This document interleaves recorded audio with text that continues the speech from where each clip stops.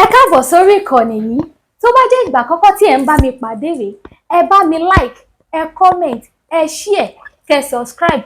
Àwọn ohun tí ẹ máa wò lórí ìkànnì yìí, òun ni àwọn ohun tí ó ń lọ láwùjọ wa tó sì máa kọ́ wa lọ́gbọ́n. Ẹ máa bá mi ká lọ. Ẹ kú ojúmọ́. Óyá mi bọ̀, má fi ìlù pè ẹ́, ijó wà lẹ́sẹ̀ mi. Má tún fi ìlù pè ẹ́ tí n bá ti rẹ́ nìkan mi. Ẹ má lọ sí Kwara State o, wọ́n ní wọ́n máa mú yín o. Ẹ má bínú bó mi ṣe rí. Kwara dùn ni, Kwara dùn mọ́ wa gangan ni. Kwara dùn mọ́ wa gangan. Wọ́n ní wọ́n ti sá pamọ́ síbi kan o. Wọ́n fẹ́ fún àwọn ìyá wa kan ní hypertension. Wọ́n fẹ́ fún àwọn bàbá wa kan ní hypertension. Ṣùgbọ́n àwa ti mọ̀ pé ayé ń fẹ́ má jà sọ́lá. Àwa bẹ̀rẹ̀ sí sọ fún wọn. Ẹ má dára yín láàmú. Ẹ má fòyà. Kò ní í ṣe wò. Lílọ bíbọ̀ má jà sọ́lá.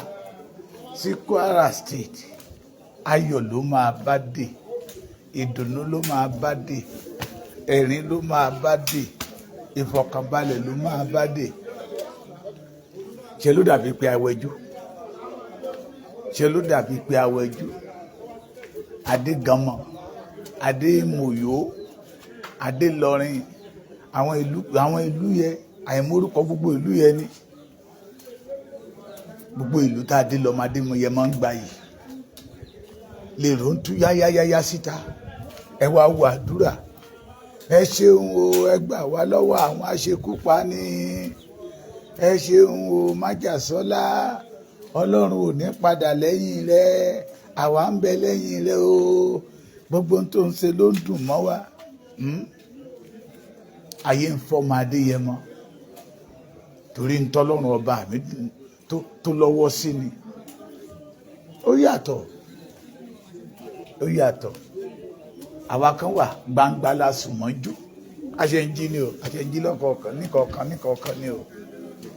Kò séwu o, kò sí jàǹbá, kò sí gìrì.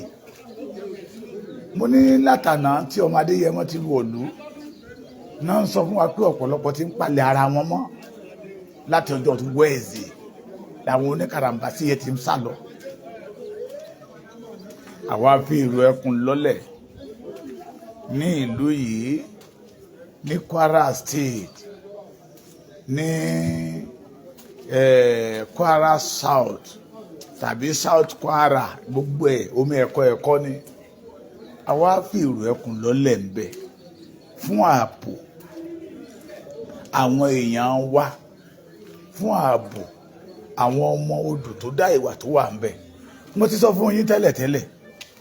Mo ní wíwá tí ọmọ Adéyẹmọ ń bọ̀ ní Kwara State, ayọ̀ ló ń kó bọ̀, ẹ̀rín ló ń kó bọ̀, ìdùnnú ló ń gbé bọ̀, ìfọ̀kànbalẹ̀ ló ń mú bọ̀.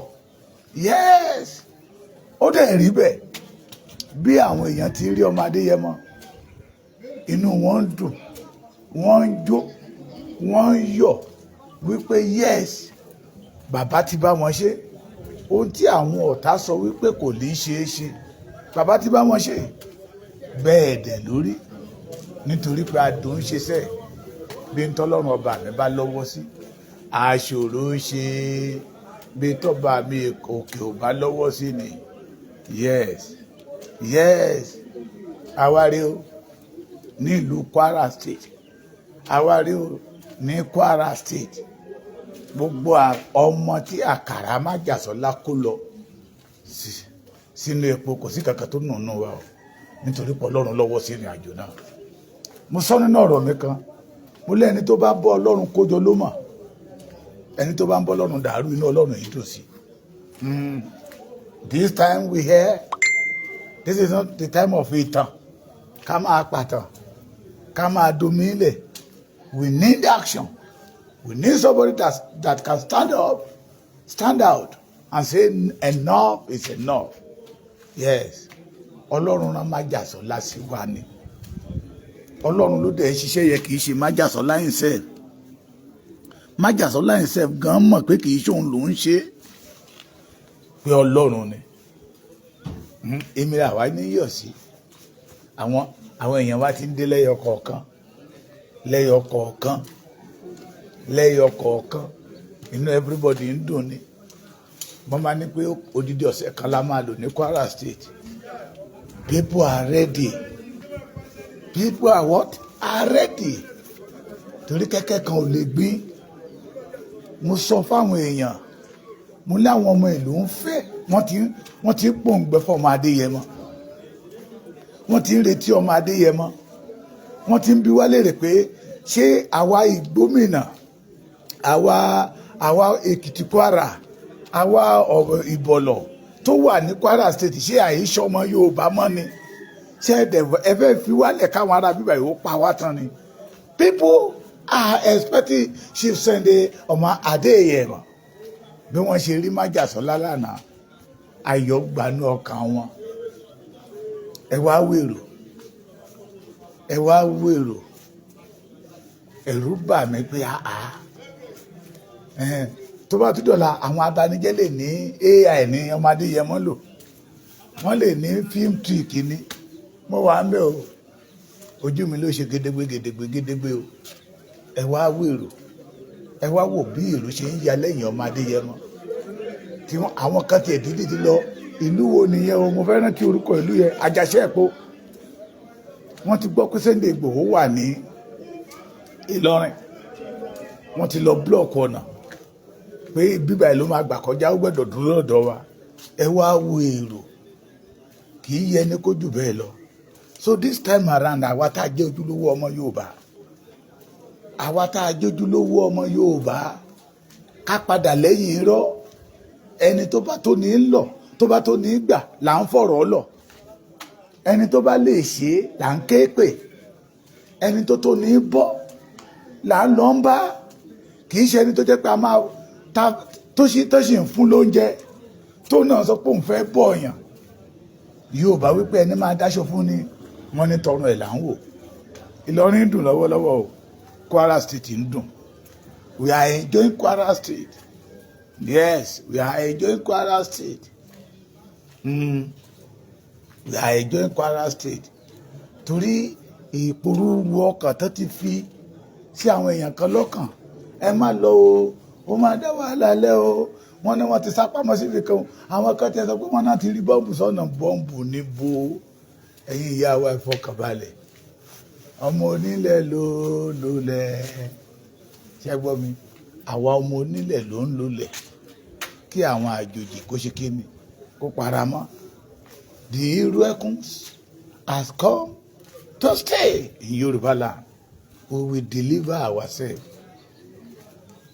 Adúpẹ́ lọ́wọ́ Ọlọ́run adẹ̀dúpẹ́ lọ́wọ́ ẹ̀yin bàbá wa adúpẹ́ lọ́wọ́ gbogbo ẹ̀yin alátìlẹ́yìn wa adúpẹ́ lọ́wọ́ ẹ̀yin ìjìká tí ò jẹ́ káṣọ ó jábọ́ adúpẹ́ lọ́wọ́ ẹ̀yin tá à ń ké pè tẹ̀dẹ̀ ń dá wa lò adúpẹ́ lọ́wọ́ yín pé ẹ tún fún wa lórí ọ̀fẹ́ láti lè gbé kọ́ńtẹ́ẹ̀tì wa dé Kwara State. Sunday Igboho ó ti ṣe kọ́ńtẹ́ẹ̀tì ní Kwara State o bẹ́ẹ̀ ni ìní àtúmọ̀ ṣe àtúmọ̀ entertain àwọn èèyàn entertainer ni wá bẹ́ẹ̀ ni àtúmọ̀ shoot movie lẹ́ni bẹ́ẹ̀ ni a dẹ̀ máa ṣe sinimá gbogbo content gbogbo entertainer gbogbo movie gbogbo fíìmù tí ọmọ Adéyẹmọ ń ṣe ló ń gbayì májàsọ́lá gbayì ní Kwara o torí pé ẹni tọ́lọ́run ọba mìíràn ó yàtọ̀ sẹ́ni tí ń wà wò kọ́ṣe.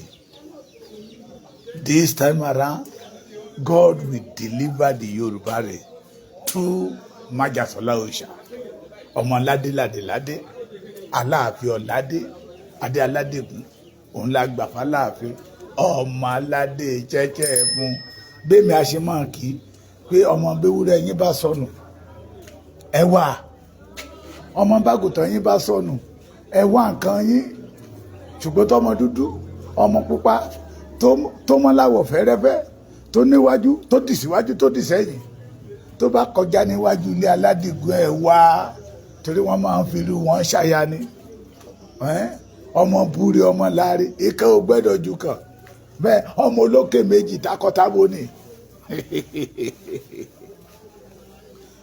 Mo wà surprise sí n tá bá pàdé ní Kwara State.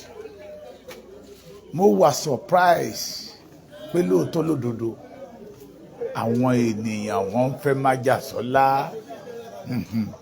Àwọn mo fẹ́ kẹ́ wo àwọn kankan àwọn èèyàn wa ti ń dé díẹ̀díẹ̀ wọ́n ti ń jíjáde díẹ̀díẹ̀ ṣé ń wò wọ́n ṣe rí pé open place ní ibi táwa sọmọ jù lélẹ́yìí o ṣe rí àwọn èèyàn wa ti ń dé díẹ̀díẹ̀ wọ́n ti ń dé díẹ̀díẹ̀ ṣe rí wọ́n ti ń dé díẹ̀díẹ̀ o kò sí gìrì o kò sí gìrì o ìfọkànbalẹ̀ láwọn à ń bíbá yìí o ìfọkànbalẹ̀ nítorí pé ẹni tọ́lọ́run ọba mìíràn ni nítorí pé adùn síbi tọ́lọ́run ọba mi lọ́wọ́ sí ni ìfọkànbalẹ̀ wà ń bíbá yìí kò sí wàhálà àwa tá a lọ sí Kwara State we did not encounter any problem wọn àwọn gan ò ní wọn ní fẹ́ Ìgbòho ló wà ń lù Májàsọ́lá ló wà ń lù òun ò ṣọlọ́pàá òró kò gbọ́pàá òró dání ó yàtọ̀ síra wọn òun ò gbọ́pàá òró dání òun ò dẹ̀ ní sọ ohun tí ò lè ṣe òun ò ní sọ pé ohun tóun jẹ́rìí nígbà tó mọ̀ pé òun ò jẹ́ ó yàtọ̀ síra wọn o gudugudu abẹ ìjákèjákan òtún wọn ká níbi tó ń gbé ń dáná rọ Májàsọ́lá ni eégún burúkú abẹ tapoli lẹ́yìn Májàsọ́lá ni ó yàtọ̀ ó yàtọ̀ ó yàtọ̀ ó yàtọ̀ mo ti sọ ní ìbẹ̀rẹ̀ ọdún yìí ẹ̀dá irọ́ mọ̀ kẹ́ẹ̀dẹ̀ dá òtítọ́ mọ̀ and thank God àti irọ́ àti òtítọ́ méjèèjì ti ń farahàn oníkálukú ní kó wá máa mú eléyìí tó fẹ́ tẹ̀lé inú wọn. I can tell you 100% Májàsọ́lá lé òdodo tó nífẹ̀ẹ́ ìran Yorùbá ọlọ́pàá oró olè ló wá jà ní ìran Yorùbá ẹjọ́ ni mo sọ lánàá mo ní tẹ̀yìn bá kọ lẹ́tà síbì kan tẹ́ bá kọ lẹ́tà sí ilé iṣẹ́ pé òun wáṣẹ́ kì í ṣejọ́ tó bá kọ lẹ́tà náà náà dédé gbà síṣẹ́ gèrè no torí pé kì í ṣe ìwọ nìkan ló máa kọ lẹ́tà yẹn wọ́n á yọ CV yín wò ṣó qualify to do this work can we employ this man nígbà tí wọ́n wọnú CV Gani every parallels mo ní ẹni tó lòun kọ lẹ́tà òun ti kọ lẹ́tà láti bí ọdún méjì òun ti kọ lẹ́tà nígbà tó ti dá Àmọ̀tẹ́kùn lẹ̀ ní Ọ̀yọ́ State ti gbé iṣẹ́ Àmọ̀tẹ́kùn fún kí ni achievement wọn ní Àmọ̀tẹ́kùn Ọ̀yọ́ F9 failure ẹni tí àdẹ̀ tí ì gbé tí ò kọ lẹ́tà tí ò dúró de approval tó lọ sí Ìgàngán tó lọ sí Ìgbòho tó lọ sí Èkìtì tó lọ sí Oǹdó pé thou shall not kill my people anymore pé eléyìí ó kájú ẹ̀ awọ ọmọ yìí ó kájú ìlú gbogbo ọdún kọ lẹ́tà òfo ló máa bá dé òfo torí the people have already know that this man is a failure. He's a failure. Ẹni tá a wọnú CV ẹ̀ tó jẹ́ pé F9 ni F9 ni àfi kágbọ́ pa ọ̀rọ̀ dání F9 ni so ẹ fọkànbalẹ̀ àwa tá a wà ní Ìlọrin Kwara State ìfòyà ò sí ikú ò sí o ìfòyà ò sí o àwa tá à ń bá Májàsọ́lá rìn níṣe lára lè kókókó kú ò sí o àsàn ò sí o ìbẹ̀rù ò sí o àwa tá à ń bá Májàsọ́lá rìn níṣe la dúró gidigbi ẹ fọkànbalẹ̀ the solution àkọ́ ayọ̀ ni o ojúmọ́ ló kàn ní kí bílẹ̀ yìí kí n fi jí ẹ̀yin èèyàn wa láàárọ̀ pé lálàáfíà la wà ní Kwara State ẹ má jẹ́ kẹ́nikẹ́ni ó kún kọ ìbànújẹ́ fún yín a sí nínú problem a tẹ̀ ní sí ní problem torí àwọn aráàlú wọn ń fẹ́ wa mo sọ fún yín mo ní wíwá tí Sunday Igboho ń bọ̀ tó ń bọ̀ ní Kwara State ó máa mú ẹ̀rín wá ó máa mú ayọ̀ wá ó máa mú ìdùnnú wá ó máa mú oyin wá ó máa mú ìfọ̀kànbalẹ̀ wá ó máa mú ìgbòrò wá ó tún máa mú àlàáfíà wá kì í ṣe ẹni tó wá sí ìlú onílùú tó lóun fẹ́ yọ ọba tó dá ogun lẹ̀ ohun tí ò lè ṣe tó lóun fẹ́ ṣe